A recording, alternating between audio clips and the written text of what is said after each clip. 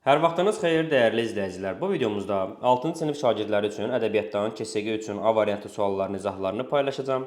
İzaha keçmədən öncə kanala abunə olaraq paylaşılan bu ödənişsiz videolardan faydalana bilərsiniz. Həmçinin bizim dərslərimizlə maraqlananlar 055 418 82 02 telefon nömrəsi ilə bizimlə əlaqə saxlayıb dərslərə qoşula bilər. Gəlin keçək vaxt itirmədən KSG-nin izahına.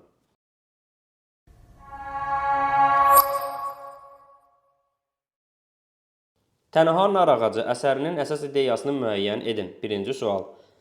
Təbiətin gözəlliklərini təsvir etmək, müharibənin kənd həyatına təsirlərini göstərmək, vətən sevgisi və torpaq uğrunda fədakarlığı ifadə etmək, insanların şəhər həyatına uyğunlaşması, quraqlığın kənd təsərrüfatına vurduğu ziyanı göstərmək. Deməli, bu Tənha nar ağacı əsərində Bakıda, yəni şəhərdə, universitetdə müəllim işləyən biri öz karyerasına vətən torpaqlarında hərbi xidmətə getmək üçün son qoyur və o leytenant kimi fəaliyyətə başlayır. Yəni o öz karyerasına vətənə görə son qoyur, fədakarlıq edir.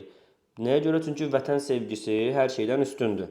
Vətən sevgisi və torpaq uğrunda fədakarlığı ifadə eləmək bizim Tənha nar ağacının əsas ideyası olacaq. İkinci sual. Nəbi Xəzri İstiqlal Marşı şeirindən verilmiş nümunədə işlənən bədii təsvir vasitəsini müəyyən edin. Səhər kimi cavan sənsən, tarix kimi qoca sənsən. Baxın, səhər kimi cabana bənzədilir, tarix kimi qocaya bənzədilir, Azərbaycan bənzədilir bu arada. Kimi bənzətmə qoşması ilə işlənən təşbehdir bu. Doğru cavabımız olacaq B variantı. Üçüncü sual. Vətən seçilməz şeirdə vətən hansı bənzətmələrlə ifadə olunub? Günəş, ulduz, ay yox idi heç, şöhrət, zənginlik, bəzək yoxdur, çiçək, çay, bulaq yoxdur. Dağ, qaya, qala. Bəli, bu üç ifadə işlənib. Dost, düşmən, sirdaş yoxdur. Burada da doğru cavab olacaq B variantı.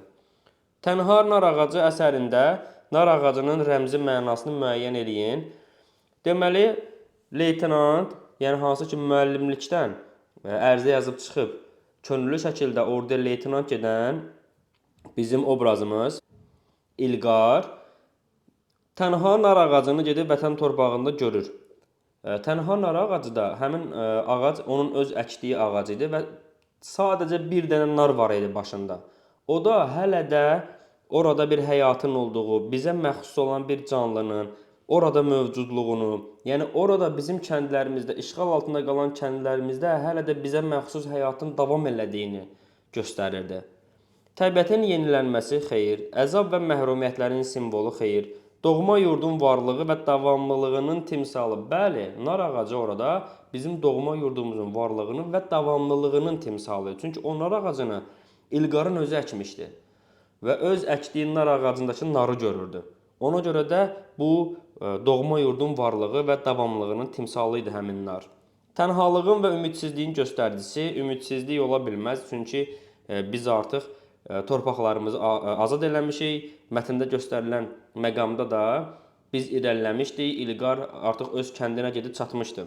Əskərlərin döyüş ruhunu gücləndirən amil yanlışdır. Doğru cavab olacaq C variantı. 5-ci sual.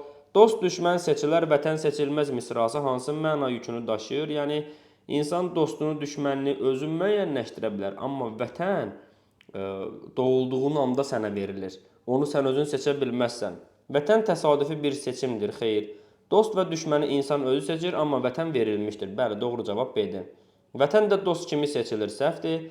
Vətənin qədrini yalnız düşmənlər bilir, səhvdir. Vətən seçilsə də dəyişmək olar, səhvdir. Cavab B variantı. 6. Tənha nar ağacı əsərinin məzmununa əsasən hansı fikir doğrudur?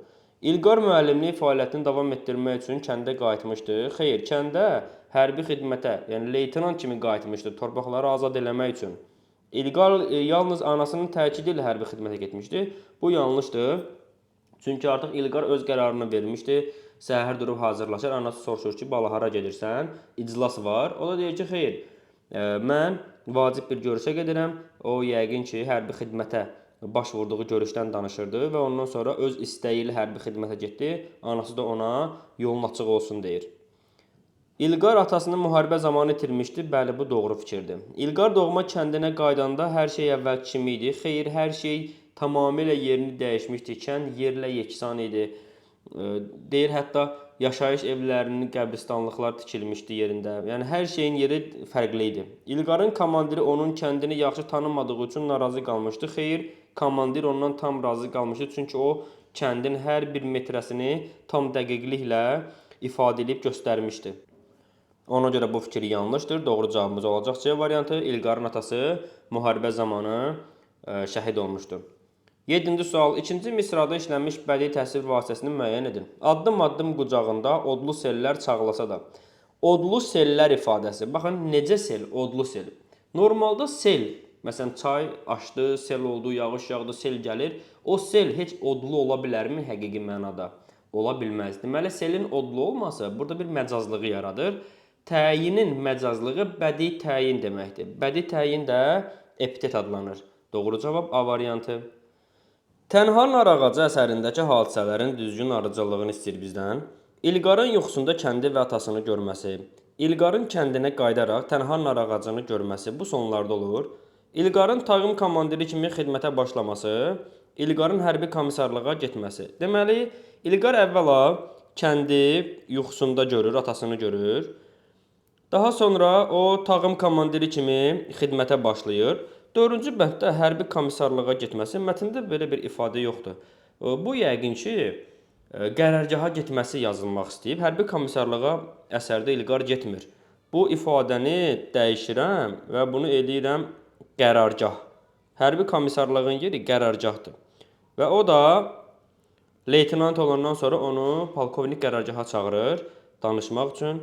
Deməli 1, 3, 4 qərargah olmağı şərti ilə 4 ardıcılığı olacaq.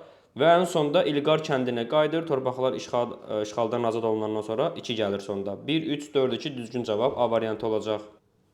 Davam eləyək növbəti sualımızdan. Tənha nar ağacı əsərinin mövzusuna uyğun yanlış fikri. Əsərdə vətən uğrunda mübarizə aparan gənc müəllimin taleyi təsvir edilir, düzdür.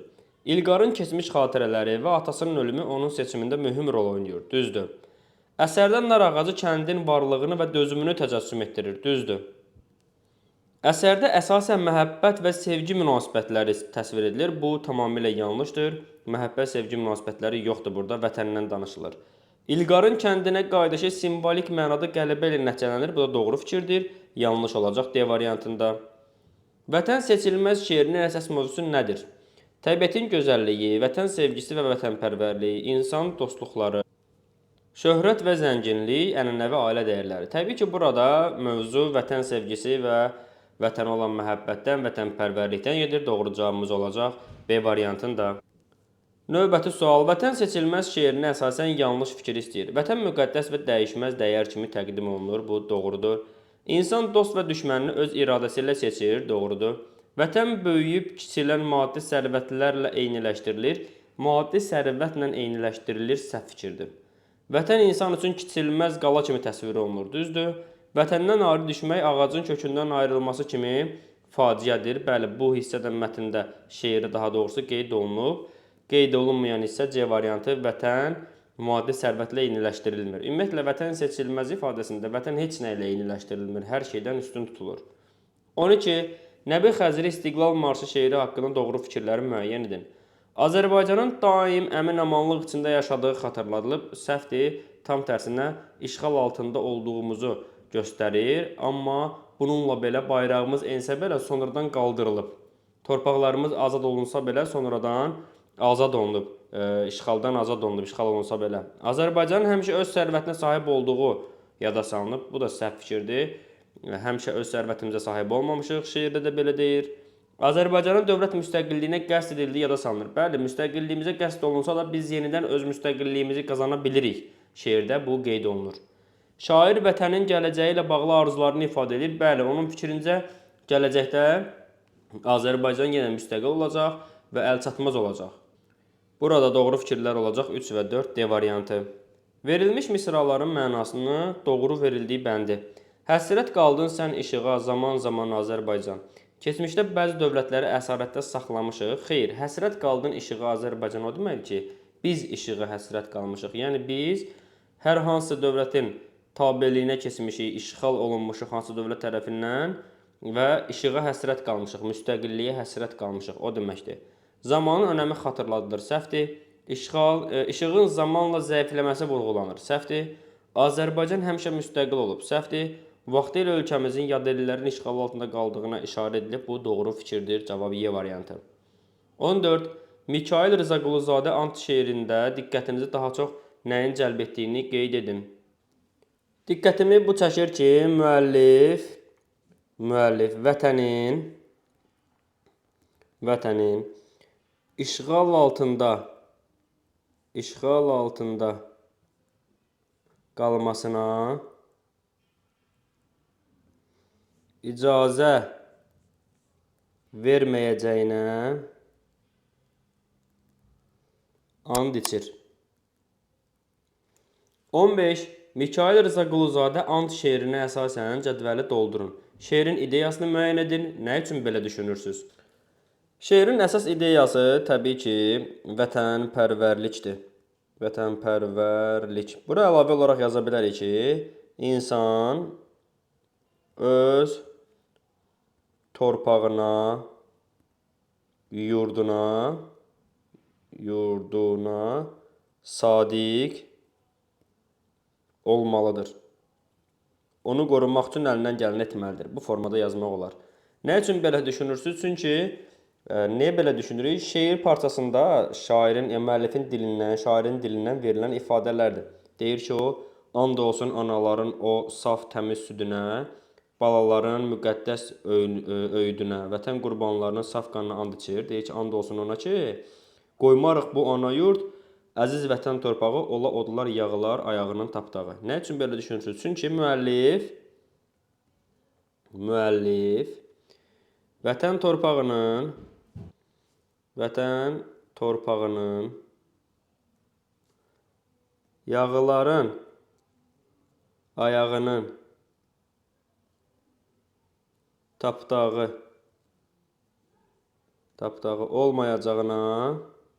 olmayacağına and içir. Bu formada öz cavablarımızı yaza bilərik. Deməli, A variantı KSQ suallarının izahlarını paylaşdıq. Bu videodan sonra B variantda paylaşılacaq. Kanala abunə olaraq paylaşılan videolardan faydalana bilərsiniz. Sağ olun.